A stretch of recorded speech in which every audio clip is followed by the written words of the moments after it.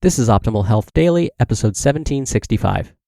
Eat More Sammiches, the muscle building guide for skinny guys, the first half of part 1, by Deen of jcdfitness.com, and I'm Dr. Neil. Hey there, happy Saturday. Welcome back to Optimal Health Daily, where I simply read to you from the best health and fitness blogs for free. And on Fridays, that's when I answer your questions. Remember, you can send me a question by going to oldpodcast.com/ask or email your question directly to health@oldpodcast.com. Now, look, I know the title of this post talks about muscle building for skinny guys, but I promise, anyone can relate to this post. So, even if you don't identify yourself as someone who needs to build muscle or someone who needs to put on any kind of weight, I promise you'll still learn something from this. And it's a little longer than normal, so I'll read the first half today and then finish up the rest for you tomorrow. So with that, let's hear part 1 and start optimizing your life. Eat More Sammiches, the muscle building guide for skinny guys, the first half of part 1, by Deen of jcdfitness.com.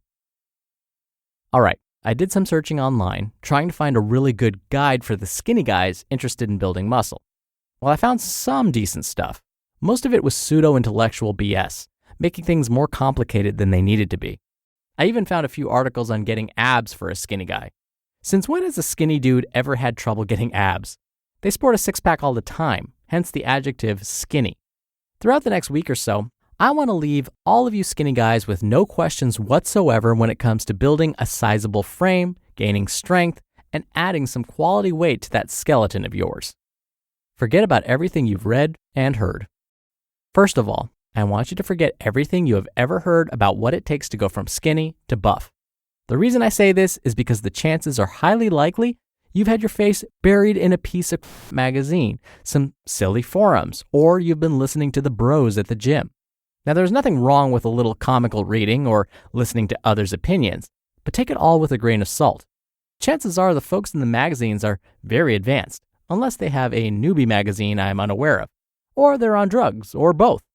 Chances are the bros at the gym are somewhat further along and forgot what it was like to be a newbie, or they are skinny as well and have just been reading a lot of bodybuilding magazines. In theory, what they say works, just not for them. Yeah, right. I just glossed over an article that states, after eating breakfast, you ought to be eating every 2 to 3 hours. Please forget about regimented meal frequency, as obsessing over it will not serve you. The only real way that eating more than 3 to 4 meals per day will be beneficial is if you have to eat an insane amount of calories daily or because you cannot stomach such large meals. The same article said to live your life around food. Are you serious? That's the craziest thing I have ever heard. There is no reason to plan your life around your eating schedule unless you like to eat alone, have no friends, and be a boring Benjamin. If that's your thing, then get right to it. Otherwise, I suggest scrapping any ideas about structured meal frequency. Eat a pre-workout meal with a decent amount of protein and the same amount or more of carbohydrates and some fat for taste. Then once you are done, be sure to eat a hefty meal afterward. Now that I have ragged on some of the silly information out on the interwebs, let's look at some better ideas for the transformation you are striving for. Scrap the BS supplements. If you have been around bodybuilding training for any amount of time, you likely know all about the latest and greatest supplements. After all, you've probably seen all the pros touting their nitric oxide tubs while flexing for the camera.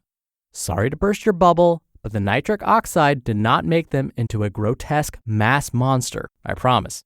The only supplements you need in your arsenal are fish oil, maybe protein powder, and a multivitamin if your diet is lacking in fresh fruit and veggies.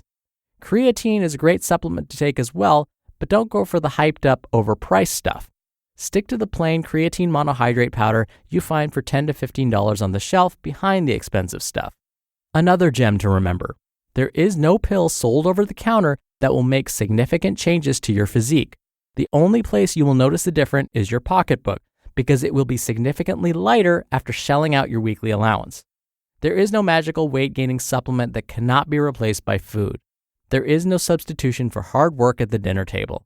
So on that note, eat up. Eat more Sammiches, the most important rule. Hear that on tomorrow's episode.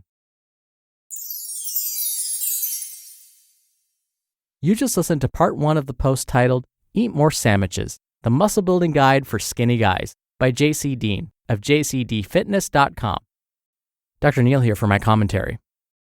I agree with JC when he says let's not obsess over our meal frequencies. But notice he didn't say we should stop planning our meals altogether. Planning our meals is important.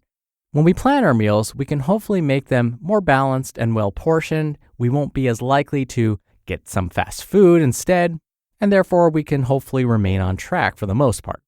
But what he's saying is, don't feel like you have to set an alarm and make sure that you eat every 2 to 3 hours because you think it's going to help you build muscle.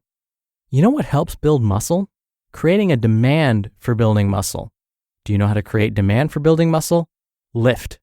You can eat all you want, but if there's no demand for those muscles to repair themselves, then what you're essentially doing is eating all that food and maybe turning it into fat instead of helping support muscle growth. So in order for you to build muscle, you have to lift to create the demand for your muscles to want more fuel. And if you want big muscles, you've got to lift heavy. But of course, when I say lift heavy, I mean do that safely. And if you're just starting out, please don't lift heavy. Lifting heavy is really for more experienced folks. Definitely hire someone to help you out, a certified trainer who knows what they're doing to help you with it. Because when you lift heavy, you're going to want someone like a spotter who can catch you, especially if your form is wrong or if you're going to drop the weight on yourself. And a quick note about creatine. Creatine has been widely studied and is considered safe for most people. There are some caveats to that, so folks with underlying conditions would want to check with their doctors first, especially those with a family history or a personal history of kidney disease, for example. But another thing to remember is when you go off of creatine, let's say you stop taking it altogether, your body, your physique will likely change. You may notice you don't look as big or as cut. So creatine can help with some muscle gains, especially in the beginning, and you'll also look like you have bigger muscles because of the water that gets pulled into the muscles. But once you're off it, that water is going to get released and you're going to excrete it, and so you may not look the same. So keep that in mind. And as always, definitely check for quality and purity before you take any supplement. All right, that's enough out of me for today. I hope you have a great rest of your Saturday. I'll see you back here for tomorrow's show where we'll finish up this post and where your optimal life awaits.